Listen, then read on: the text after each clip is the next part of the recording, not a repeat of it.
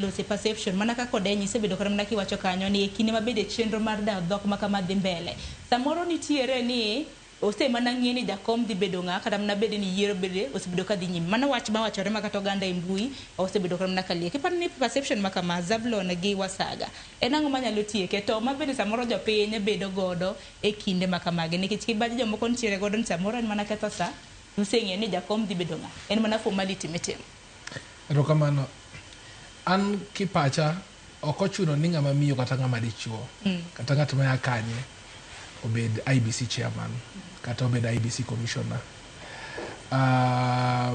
nikech kaluwore gi the past experiences wasebedo gi chairman maya kuonde ka kuonde wasebedo gi Isaac mane oriembi kapok 2017 election otimore wasebedo gi Kivuitu wasebedo koro gi Wafula Chebukati to thoth jogi seche miyiero gi gin jok mabeyo di kendo wapako gi kabisa to ang'o matimore koseyiergi iyudo ka nitiere political interference from the executive and also compromise by political parties nikech kawuono kata koponi oyiero Odeny ma Odeny obedo jakom ndalo moko nawinjo ka Ker masani ndalo mano campaign ne wacho ni kata oyier mana Oburu Odinga kaka jakom IBC to Raila pod ok nyal bedo jakom pod ok nyal bedo president.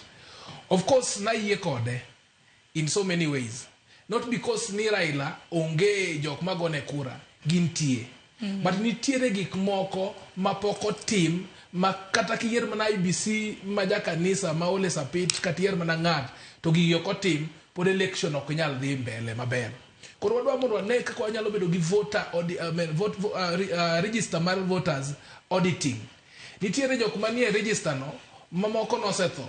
Nitiere jok moko mo register double registration. Nitiere jok moko ma are minors. To register achiel ni mosekelo koko 2013, register achiel ni mosekelo koko 2017 mane marago wito ko election, register achiel ni mane okelo koko nyaka 2022 nuneno ka weche kamago ni golo kanyo. Wasebedo gi the selection of officials maga IBC.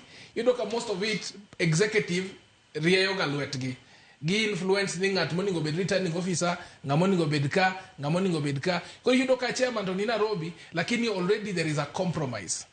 Number dek, inyalo ni ng'ato is a chairman to the commissioners themselves gin politically affiliated. Yudo ka Cherera no wuogi jogene ko wacho ni result was opaque. Inedo Chebukati bedo wuogi jogene ko wacho ni jogi ne temo Rafael Tujugi ne temo intimidate to announce mono yer ul duoko e yomodhi kumachal kama. Koro for me wadwaro ng'at manigi integrity, wadwaro ng'at jok commissioners ma nyalo remain independent despite the executive push mondo gibed very neutral referees. Nikech it doesn't matter. Nyocha 2017 no wabedo gi Wafula Chebukati maya Western Kenya. To ndalogo 2017 kanyo Mudavadi kachel kod Wetangula ne kod Raila Amolo Odinga. To pod ne ng'at mane Olandi ni ja president ne Uhuru Kenyatta. Man election no bedo nullified. Kani wacho ni a bit it's about tribal then ne ujo gi yer Raila nikech no wuok Western Kenya. The same thing notimore kaka wado se wacho 2007 Kivuitu ne oyiero nolando Kibaki and yet to ne wan gi Kalonzo Musyoka. What we need to do and wangia neni chike matayo yiero gin chike ma have been audited kendo they have been streamlined.